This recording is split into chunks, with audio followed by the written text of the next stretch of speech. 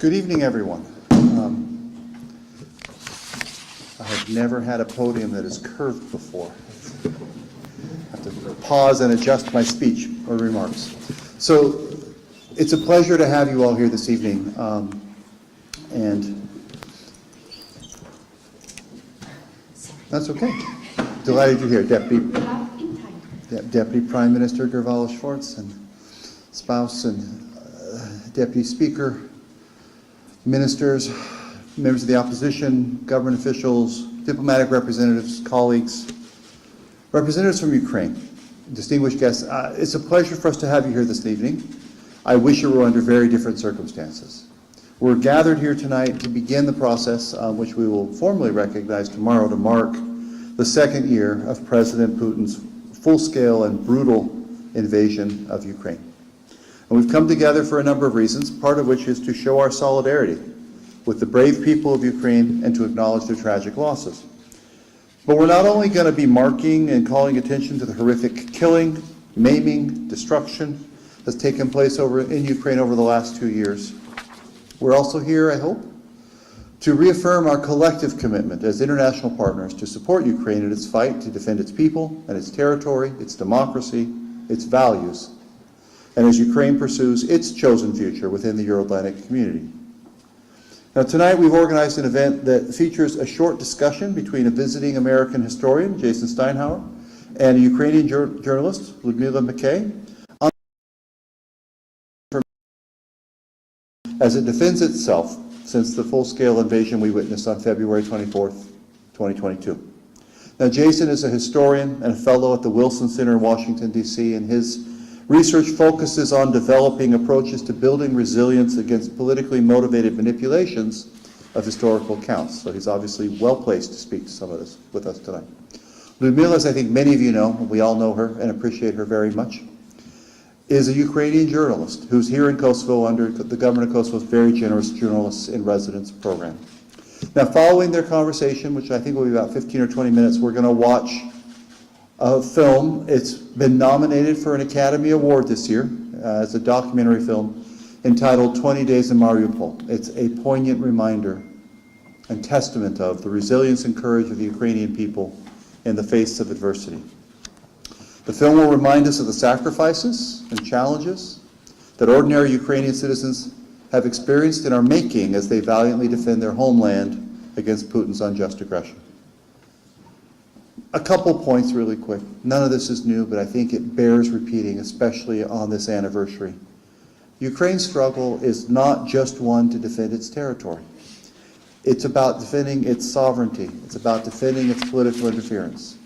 By standing up to Russia's aggression, Ukraine sends a powerful message to the world that the principles of freedom, democracy, the right to self-determination, to choose for itself the alliances and partnerships and clubs it will or will not belong to, that these are principles worth fighting for. Russia's invasion of Ukraine is also not just a threat to Ukraine, but it's a threat to all of us. As President Biden has repeatedly said, we cannot, we will not accept Russia's aggression. This is a fundamental and unacceptable challenge to the international order, to international peace and security. If we allow Putin's aggression against Ukraine to succeed, it will embolden authoritarian regimes around the world. So they believe that they can use force to redraw internationally recognized borders, to seek to impose their will on other sovereign states. We believe strongly we have to stand firm in our resolve to oppose this aggression, defend these principles of sovereignty and territorial integrity. And to conclude with what I want to say, I just have to take a second, since we are gathered in the capital of a free and sovereign and independent Kosovo, that we acknowledge Kosovo's unwavering support, the people of Kosovo's unwavering support for Ukraine as well. You've done a number of things that other governments took longer to do, imposing sanctions on Russia, providing this small but very real and tangible and practical support for journalists fleeing the Russian invasion. So while Kosovo may be small, the actions of solidarity are really quite large. And the generosity we've seen from the people of Kosovo towards the people of Ukraine, as the people of Ukraine face this existential threat, is all the more meaningful given the history here, and the extent to which all of my friends from Kosovo understand exactly what it means for their homes, their livelihoods, their people, their society to be brutally threatened. So with that, thank you for joining us. I'd like to invite Jason and Camille to come up to the stage for their short conversation, and then we're going to watch an Academy Award nominated, but we'll all have to watch the Oscars together later to see if it wins, documentary. Thank you very much and welcome.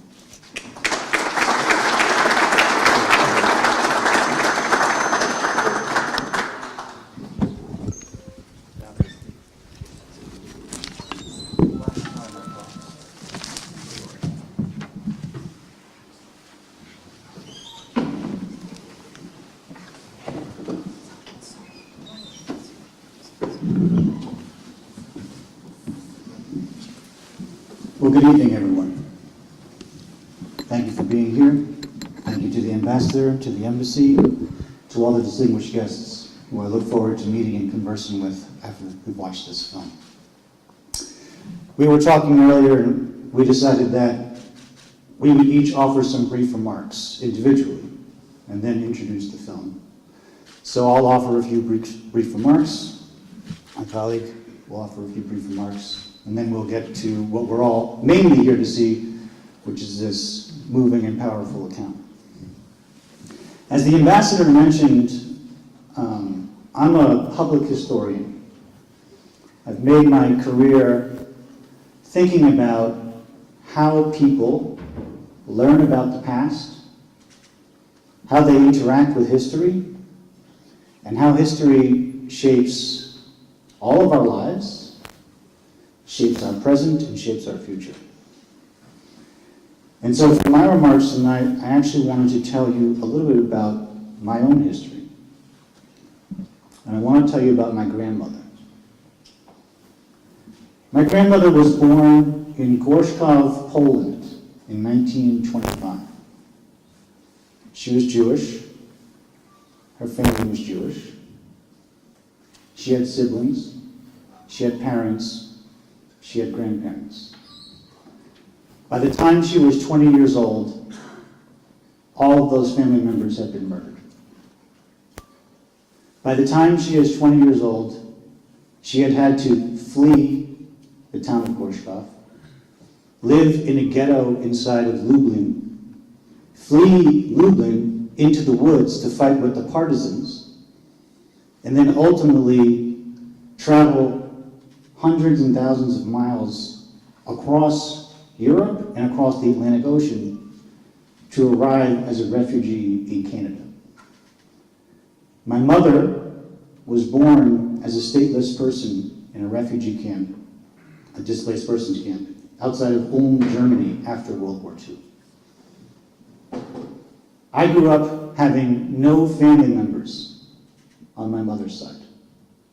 The people who would have been my great-grandparents, the people who would have been my cousins and my uncles, they were all murdered. And my grandmother never really talked about the war. It was too painful. But at various moments, we would sit around the kitchen table with her, and she would ask us, why did they do this to us? We did nothing to them. We were no threat to the Nazis. We were no threat. We didn't even know who Nazis were. And yet they murdered us all. When we talk about history, when we talk about Ukraine, when we talk about the international order that we're trying to maintain, we often think about it in terms of large ideas, big countries, governments. But when I study history, I always think about the people who are affected by the actions on the ground.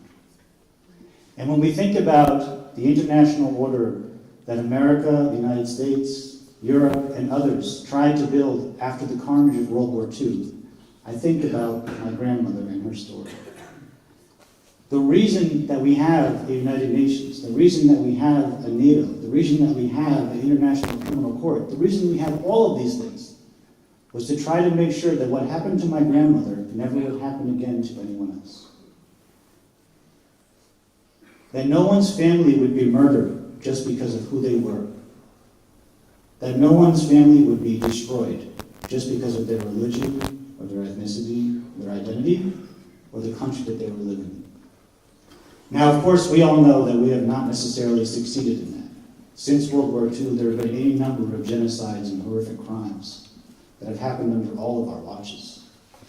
But we made a promise, and we keep making that promise, that we will not let it happen again. And right now, we have to hold firm to that promise. Right now, there are 20-year-olds in Ukraine who are losing their families, who are losing their parents, who are losing their siblings. And why? For what? What did they do to the Russians to deserve this? We have a commitment, I think, to remember not just the history, but also why we created all these institutional alliances and partnerships and organizations in the first place. It was to try to prevent these atrocities from happening again. So, when I think about what's happening now, of course I see the echoes of history. Of course I think about how people learn about history, the lessons that we take from history, and where we get our historical information from. There is a lot of information out there that is incorrect, that is distorted, that is manipulated by social media. That is what I work on. I work on trying to ensure that accurate and honest historical records are available to future generations so they can learn the stories of people like my grandmother and the millions and millions of others who have suffered, and we can use those stories to ensure that these type of actions do not occur in the future. And I think that the film we're going to see tonight is going to be a reminder to us of that pledge and that promise. And I think that the words that we're going to hear from my colleague right now are a reminder to us of that pledge and that promise. So with that, I will turn it over to my colleague. Thank you so much, ladies and gentlemen. Thank you for inviting me and my Ukrainian colleagues for this very important and very necessary meeting. Ukrainians, like no other, are feeling the impact of the Russian propaganda in our life, especially after the full-scale invasion. My colleague told about story of your family. I would like to tell a short story from my family. My relatives live in Russia. Some of them went to Ukraine very often. He ate Ukrainian food, drank Ukrainian wine, and even got married to a Ukrainian woman. Now he wants to kill us and writes about it in his social media. He was a very good and cute person, good education, very good job, but he reads Russian newspapers and watches Russian TV. Propaganda works from the morning till night. It is very toxic and powerful. And this propaganda is a right direct for the Russian aggression in Ukraine. Mariupol was one of the most beautiful cities in Ukraine. It was a pearl in the south of the Donetsk region near the Sea of Azov, a seaport and an industrial center. There was a beautiful theater, wonderful squares, many parks and museums, an art gallery. 4 local television and radio companies worked in Mariupol, and more than 20 newspapers were published. There lived happy people who loved each other and their city. But during the Russian invasion to Ukraine, the city was completely destroyed by Russian troops. 2 years ago, my colleague, TV cameraman Viktor Dedov, was killed under fire in Mariupol. His house came under mortar fire. Viktor could not bear it. His body remained under the ruins in the house. My other colleague, Dmytro Kuzminsky, the operator of the Ukraine television station, escaped. The occupiers were going to shoot him because he had a tattoo, the coat of arms of Ukraine. When trying to leave Mariupol, the Russian military killed Lithuanian documentary filmmaker Mantas Kvedaravičius. Photographer Yevgen Sosnovsky spent 2 months without light, water, and food in the basement of a house under shelling. His photos about an 8-year-old boy and the Mariupol diary about basement life became evidence of Russians' war crimes. In general, 80 and more journalists were killed in Ukraine since full-scale invasion. The film by Ukrainian journalists Yevhen Maloretka and Mstislav Chernov became a very important document about the crimes of the Russian occupiers. They ended up in Mariupol in February 2024. In February 24, 2022, yeah. They spent 20 days there and documented the gradual destruction of the city and its citizens. Thanks of them, the world saw the truth about the shocking atrocities of the Russian military. At the same time, Russian media and propaganda denied evidence of destruction and mass civilian death. They wrote about it was fake news, staged. In general, if the Russians found the film materials of Chernov and Maloretka, they would be killed.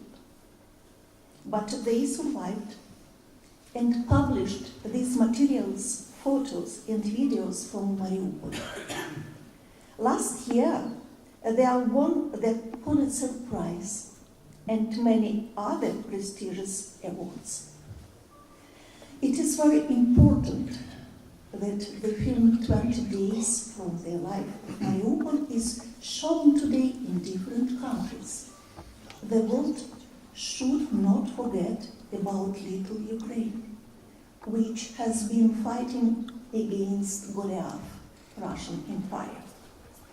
Because of Putin is not stopped, the tragedy of Mariupol can befall any other city, not only in Ukraine, but also in Poland, Germany, Lithuania, Finland, and other countries. This cannot be allowed. Thank you.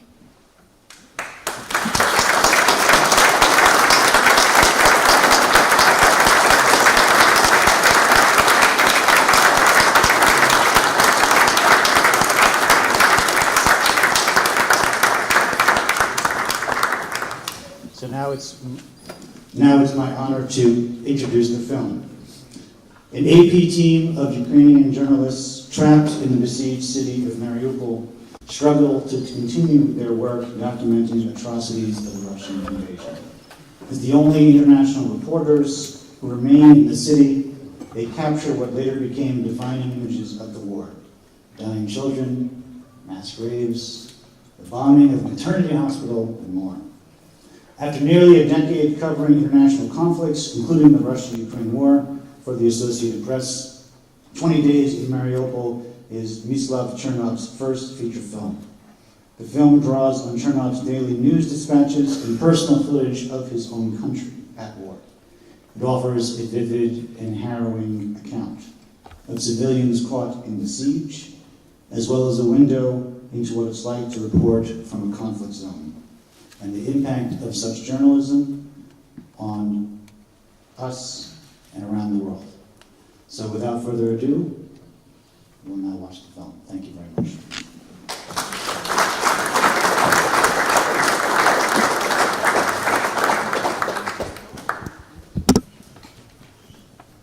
very much, Jason and Ludmilla.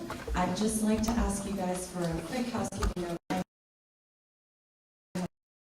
On me, it's on ring, and I'm going to turn it on silent, and I invite you all to do the same thing with me.